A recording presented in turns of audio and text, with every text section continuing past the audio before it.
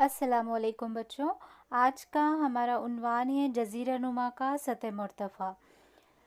پہلے اسباق میں ہم دیکھ چکے کہ ہندوستان کو 6 ارتفاعی خصوصیات میں تقسیم کیا گیا ہے: ہمالیہ، گنگا و سندھ کا میدان،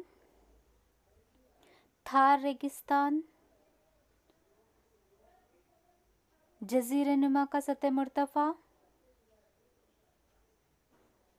اور ساحلی میدان، اور آخری ہے جزائر۔ تو آج ہم پڑھیں گے جزیرہ نما کا سطح مرتفع۔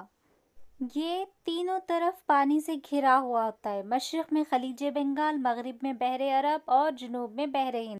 اس کے 3 طرف پانی ہے، اسی لیے اسے جزیرہ نما کہا جاتا ہے، جزیرہ نما ہند کا سطح مرتفع کہا جاتا ہے۔ یہ قدیم ترین زمینی حصہ ہے جو کہ قدیم بلوری چٹانوں، سخت آتشی چٹانوں اور شکل بدلتی ہوئی چٹانوں سے مل کر بنا ہے۔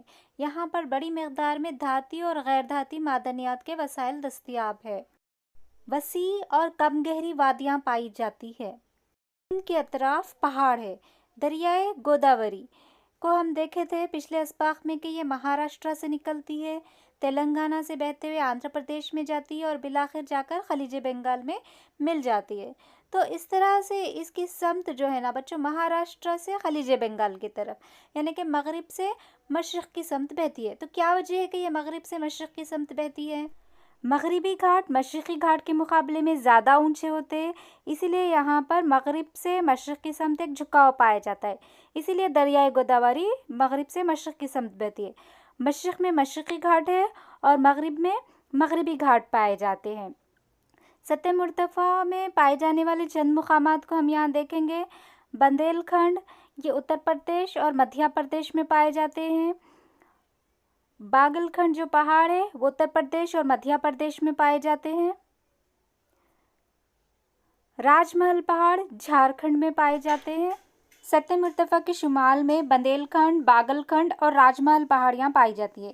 کنیا کماری سطح مرتفع کے جنوب ترین حصے میں واقع ہے۔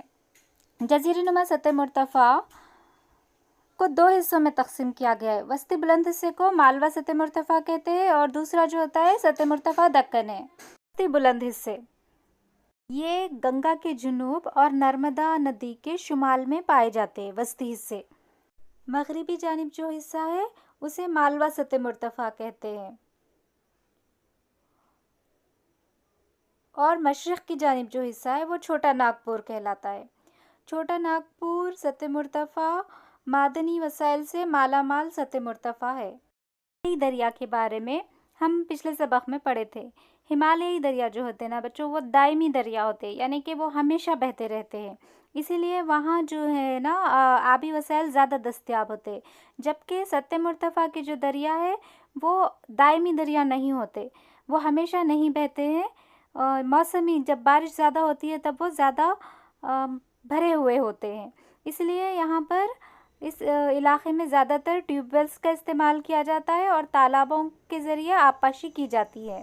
چھوٹا ناگپور سطح مرتفع معدنی وسائل سے مالا مال ہے۔ سطح مرتفع دکن یہ نرمدا ندی کے جنوب میں واقع ہے، ایک مثلثی شکل کا ہے اور اس کے اوپر یعنی کہ شمال میں ستپوڑا پہاڑیاں پائی جاتی ہے۔ ستپوڑا پہاڑیاں جو ہے وہ مدھیہ پردیش میں پائی جاتی ہے۔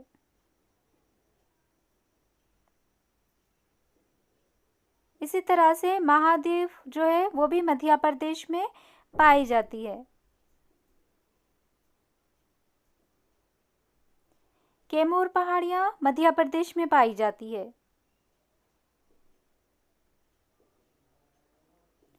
اور مائیکل پہاڑیاں چھتیس گڑھ میں پائی جاتی ہے۔ اس طرح سے مغربی گھاٹ مغربی سرحد بناتی ہے، مشرقی گھاٹ مشرقی سرحد بناتی ہے، اور نیل گری جو پہاڑیاں ہوتی ہے وہ جنوبی سرحد بناتی ہے۔ مغربی گھاٹ مغربی ساحل سے ملی ہوئی ہوتی ہے۔ یہاں پر یہ جو پہاڑی سلسلہ ہے مغربی گھاٹ کا، اس کے درمیان چند وقفے پائے جاتے ہیں جو کہ مغربی گھاٹ کے لیے راستہ فراہم کرتے ہیں۔ مغربی گھاٹ 1600 کلومیٹرز تک پھیلے ہوئے ہیں، اور یہ گوڈالور جو کہ تمل ناڈو کا ایک مقام ہے، یہاں پر نیل گری جو پہاڑیاں ہوتی ہے وہ مغربی گھاٹ سے مل جاتی ہے، اور اس طرح سے ان کی بلندی 2000 میٹرز تک پہنچ جاتی ہے۔ یہاں کا مشہور پہاڑی ہل اسٹیشن ہے ادگا منڈلم، جو کہ اوٹی کے نام سے بھی مشہور ہے۔ یہ نیل گری پہاڑیوں میں ہی پایا جاتا ہے۔ نیل گری پہاڑیوں کی سب سے بلند ترین چوٹی دوڈا بیٹا ہے، جو کہ تمل ناڈو میں پائی جاتی ہے۔ اب ہم دیکھیں گے مغربی گھاٹ کے پہاڑی سلسلے، یہاں کون سے مشہور پہاڑ ہے۔ تو یہاں سب سے پہلے دیکھیں گے پلانی، جو کہ تمل ناڈو میں پایا جاتا ہے۔ اناملائی، یہ بھی تمل ناڈو اور کیرلا میں پایا جاتا ہے۔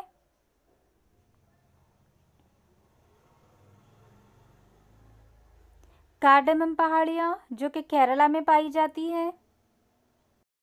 جنوبی ہندوستان کی سب سے بلند ترین چوٹی ہے انائی مڑی، جو کہ اناملائی پہاڑی سلسلے میں پائی جاتی ہے۔ 2695 میٹر اس کی بلندی ہے۔ اب ہم دیکھیں گے مشرقی گھاٹ کے پہاڑ۔ یہ مہاندی سے نیلگری تک پھیلے ہوئے ہیں، جن میں تسلسل نہیں پایا جاتا۔ یہاں کے اہم پہاڑیوں میں نلا ملا ہے، جو کہ آندھرا پردیش اور تلنگانہ میں پائے جاتے ہیں۔ ویلی کونڈا پہاڑیاں آندھرا پردیش میں پائی جاتی ہے۔ پالا کونڈا پہاڑیاں آندھرا پردیش میں پائی جاتی ہے۔ شیشا چلم پہاڑیاں آندھرا پردیش میں پائی جاتی ہے۔ کچھ مقامات پر مشرقی گھاٹ کی اونچائی 900 میٹر سے بھی زیادہ ہوتی ہے۔ مشرقی گھاٹ کی سب سے بلند ترین چوٹی اروما کونڈا ہے۔ اس کی بلندی 1680 میٹر ہے۔ یہ چنتا پلی آندھرا پردیش میں پائی جاتی ہے۔ گوداوری اور کرشنا یہاں کی اہم دریائیں ہیں، جو مغربی گھاٹ سے نکلتی ہے اور مشرق کی طرف بہتے ہوئے خلیج بنگال میں مل جاتی ہے۔ جزیرہ نما ہند کی ایک اہم خصوصیت ہے یہاں پائی جانے والی کالی مٹی۔ یہ جو کالی مٹی ہے وہ آتش فشانی پہاڑوں کے بننے کے عمل کے دوران تیار ہوئی۔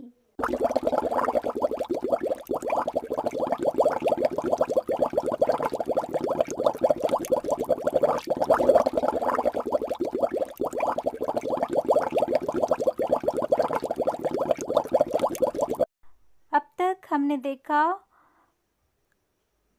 جزیرہ ہند کا سطح مرتفع کہاں پایا جاتا ہے، یہاں کون سے پہاڑ پائے جاتے ہیں، کون سے دریا پائے جاتے ہیں۔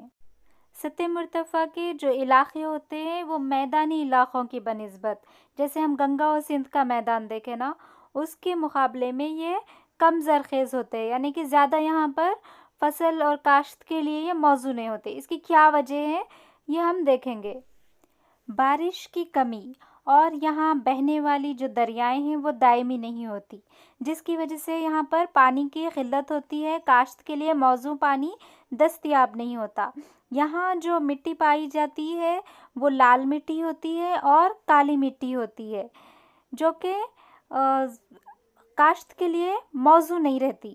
جبکہ ہم دیکھیں تو میدانی علاقوں میں دائمی دریائیں بہتی ہے، پانی کے وسائل زیادہ رہتے، وہاں کی مٹی زرخیز ہوتی، اسی لیے وہاں پر کاشت بآسانی کی جا